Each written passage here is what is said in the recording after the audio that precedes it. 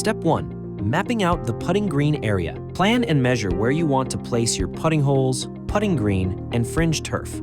Use chalk to mark where your putting holes and fringe will go. Step 2. Placing the putting holes. Use a golf hole cutter to cut a precise hole for your putting cups. Place your putting cup into the holes. Clean up any debris around the putting hole. Use a level to make sure the cup is sitting flat and straight. Step 3. Adding sand to your base. Smooth out the base surface with the flat edge of a rake. Use a heavy roller over the entire area to make sure the base is compact. Distribute sand only in the area that your putting green turf will go. Use a heavy roller over the sand another time to make sure the surface is level. Step 4. Putting green and fringe turf cutting. Unroll the putting green to position it over the prepared base. Use a measuring tape and chalk to appropriately plan where the putting green will meet the fringe before making any cuts. Don't forget to mark where your putting cups are placed. It's important to measure your golf runs precisely to make sure the surface matches your play expectations.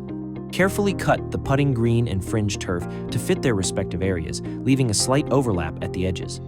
When cutting for the cups, cut a little bit smaller to make for a snug fit with the cups to the green. Use a sharp utility knife for clean cuts. Step 5. Golf turf seaming. Use seaming tape and adhesive to join the putting green and fringe turf together. In today's project, we are using self-adhesive seaming tape. Fold back the edges of each piece of turf and place the seaming tape dull side up. If using standard fabric seaming tape, place the textured side face up and apply the turf glue. Lay down the turf edges, firmly pressing the seam area between the putting and fringe turf. Step 6. Securing the perimeter. Tuck the edges of the turf into the surrounding landscape. Secure with stakes or landscape staples if necessary, especially on slopes. Make sure to secure both the perimeter and fringe if installed. Step 7. Edging. Ensure the edges of the turf are securely attached and neatly trimmed. Consider using edge restraints or trim pieces for a clean and professional look.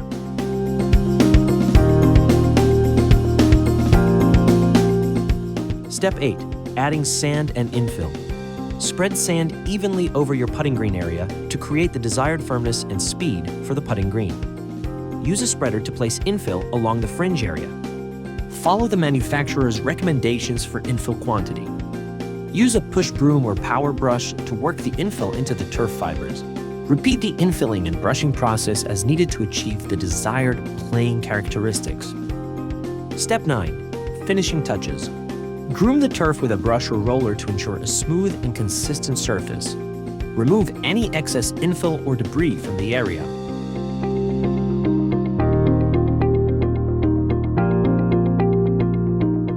Thank you for following along with our new putting green installation by Artificial Turf Supply. We're really pleased with the way it turned out and we can't wait to start making memories. Thank you.